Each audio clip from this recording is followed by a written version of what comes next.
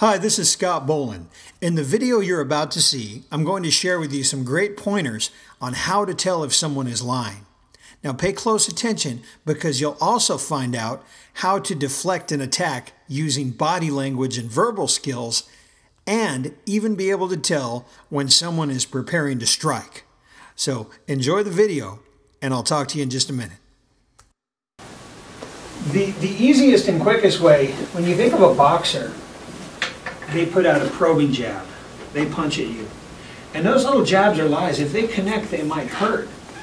But what they're really doing is they're trying to establish a normative baseline to see how you react and how you respond. Because if I throw a punch at you and I see that every time I do that, okay, you put your hands up like that every time. See, 1, 2, 1. See, come down low, right? So in lie detection, you want to establish a baseline to get their normative response. Okay? You establish a baseline. So how would you go about establishing a baseline for normative behavior? What would I do? Let's say I'm a detective and there's been a shooting, okay? And you guys are among the suspects. How you doing? What's your name? That's a cool shirt. You know? Simple question. Casual conversation. Casual conversation. Yes. Yes. Oh yeah, I've heard my friend who's a cop do that, and they go back to a certain question again and see if they give the same answer, and they kind of keep distract them and then go back to it again. Yes, calibration points. But what I'm trying to do is I'm just trying to establish a norm. There's a shooting last night at 8 o'clock. Okay, and I see some surfing magazines on your coffee table. Cool. So, what's your name, Michael? Surfing, man. I went surfing once. I fell flat on my face into the water. It was ugly, man. You surf? How long have you surfed? Yeah, casual conversation. And I asked, so why'd you shoot her last night? All of a sudden it changed. Now, a normal person would go, what? Right? Now, I've seen how mild and calm and cool, or whatever way you normally are in casual conversation. This is no big deal. We just have to ask a few questions. So, where are you at 8? All of a sudden, you say, nowhere. Oh man, your voice went up, right? Not anywhere. I was at home. Remember I talked about any on and up? No. Right, that's a tell. See? So you establish a baseline so that you can gauge their normative behavior in body language. Okay? You want to see how their body normally is. How is their normal body language? Now this is really interesting when it's someone you know, or someone at work, or someone you live with. You know their normal body language. You know them. You know how they are normally. Okay? So you have this advantage already in many relationships. You know their normative behavior. So a person who normally speaks fast. I was moving. Bing! Red light.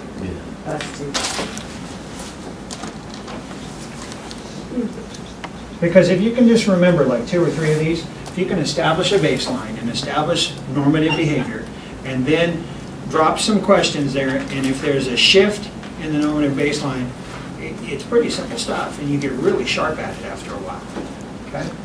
But is that normal if you have a casual conversation with a guy, and then all of a sudden you ask, where were you at 8 o'clock last night, and you get upset?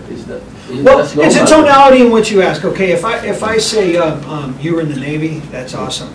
My dad was in the Navy. So where were you at 8 last night? You see my tonality? It's the same.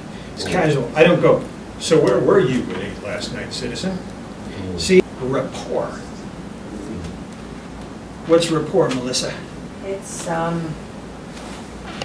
It's a communication between two people that are. It's like being in sync. It's a bond.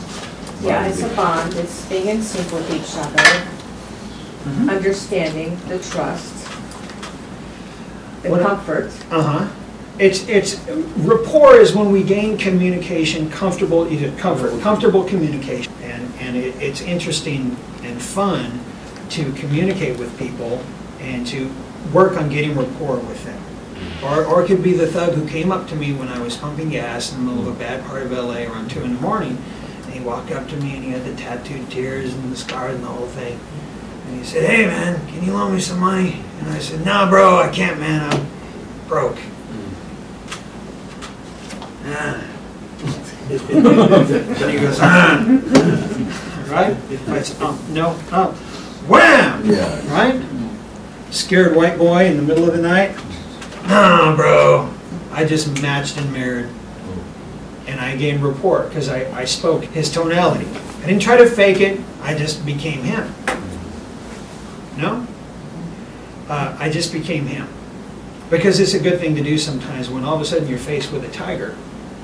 You sometimes have to become the tiger.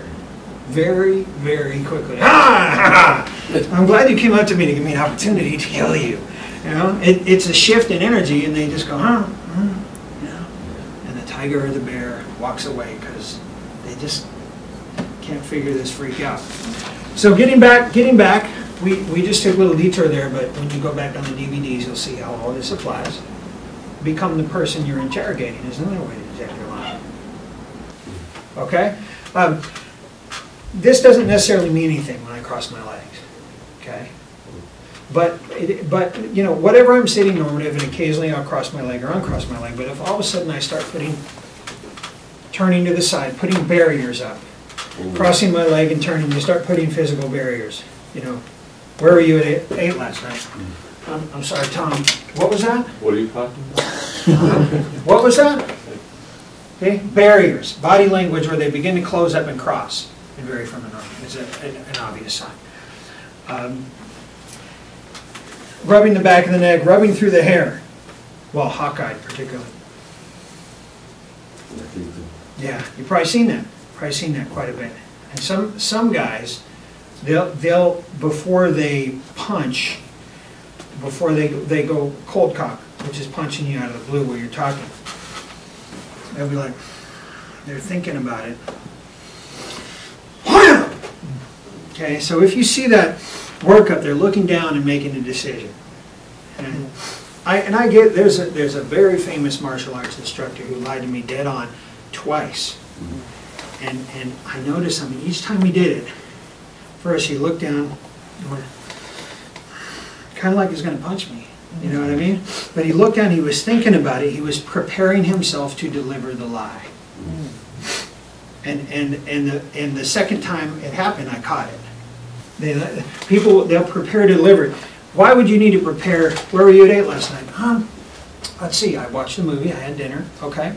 But if I'm going to give you a statement and I'm going to get ready. Will you marry me, Susan? Now that's significant. He had to get psyched up to prepare for that very significant moment. See what I mean? But why is he getting psyched up, psyching himself up, thinking about what he's going to do, and then delivering it? And it's the same thing for the punch, because I've seen that a couple of times. A thug cold punch, and I've seen the fist come out here, turn. He's preparing himself. So watch. If all of a sudden they go into another zone, they're accessing something. Okay? Prepare yourself. What is he accessing? Whether it's a lie or someone getting ready to punch it. A lie is an attack. It's just not a direct physical attack. But it can still be just as harmful, in fact more so, in every area of your life. That's why I've prepared this special DVD and CD set, so that you'll know how to tell if someone is lying as easily as spotting a red dot on a radar map. It gives you the nuts and bolts, the actual how-to, to detect when someone is lying and how to get them to tell the truth. Because it's much better to know when someone is lying, and how to detect and correct those who lie or are about to lie to you. Now, the useful possibilities for skills like this are endless in every area of your life, right down to your personal survival. In fact, even a violent attack is usually preceded with a mental assessment and a verbal exchange. It's interesting to me that most people, including those who train in the martial arts and survival and combatives for a physical confrontation, never even remotely touch upon the killer mental, verbal, and body language combative arts. That means when you get this information, you're immediately at a huge advantage over everyone else. I know that may sound kind of hardcore, but it's just how it is. Because verbal and mental warfare is a skill, just like tactical shooting, knife fighting, martial arts, hand-to-hand combat. Why would anyone who trains in physical defense skills leave out the verbal and mental?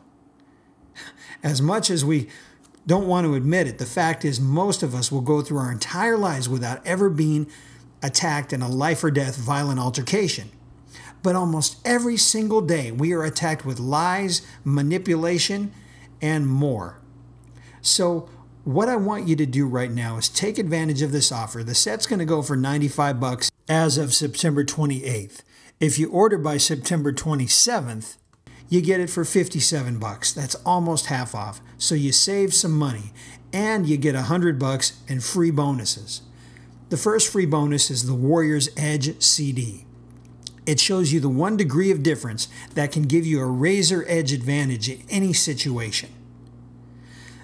Free bonus number 2 is the Verbal Warfare Secrets CD.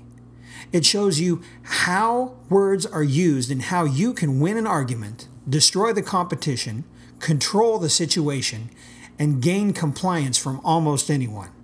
And free bonus number 3 is the huge Dirty Secrets of Mind Control Manual, which is just really a cheat sheet, a huge list of badass, dirty secrets that really work for your self-defense and for you kicking ass. So again, I encourage you to take advantage of the offer. $57, you get the whole set and $100 in free bonuses. So hit the order now button and we'll ship the materials right out to you, and I'll look forward to seeing you on the DVDs and CDs. Thank you.